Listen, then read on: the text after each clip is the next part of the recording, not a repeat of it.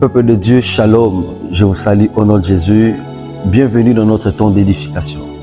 Aujourd'hui, nous sommes dans le livre de Matthieu chapitre 8, le verset 1 à 3. La parole de Dieu nous dit: lorsque Jésus fut descendu de la montagne, une grande foule les suivit.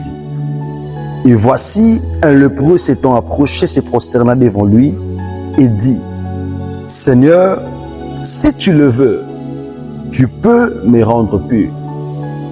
Jésus étendit la main, le toucha et dit: je le veux, sois pur.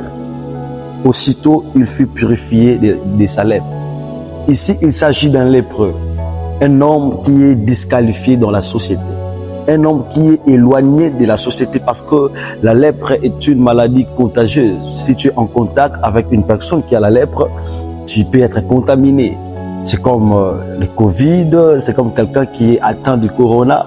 Il doit être en quarantaine parce que si tu es en contact avec lui, le corona peut t'atteindre aussi. Ça veut dire que cet homme était évité par tout le monde. Cet homme était, entre guillemets, rejeté par tout le monde. Et lorsqu'il rencontre Jésus, il dit: si tu veux, tu peux me rendre pur. Pourquoi il a dit si tu veux? Parce qu'il sait qu'il était déjà rejeté. Il sait que les gens ne voulaient plus s'approcher de lui. Il dit si tu veux. Et Jésus a dit je le veux. Et la Bible dit Jésus a étendu sa main et il a rendu cet homme pur, il l'a guéri. En réalité, quand tu touches une personne qui a la lèpre, c'est toi qui seras contaminé de la lèpre.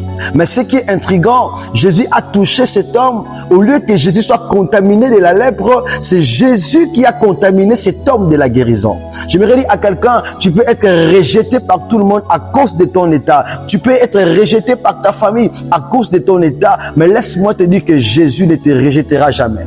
Je viens édifier quelqu'un qui est rejeté, qui est en quarantaine, qui est abandonné par les hommes parce qu'il traverse des moments difficiles, parce qu'il est dans un état où les hommes ne veulent plus être avec lui. Laisse-moi te dire que Dieu est toujours avec toi. C'est comme ça que lorsque Lazare était dans le tombeau, les hommes disaient: ils sont déjà mauvais. Mais Jésus il n'a pas prêté attention à l'odeur de Lazare. J'aimerais dire à quelqu'un: l'odeur là que tu as, l'odeur que les hommes sentent en toi, Dieu ne le sent pas. Et il n'a même pas besoin de ça, il est focalisé sur toi.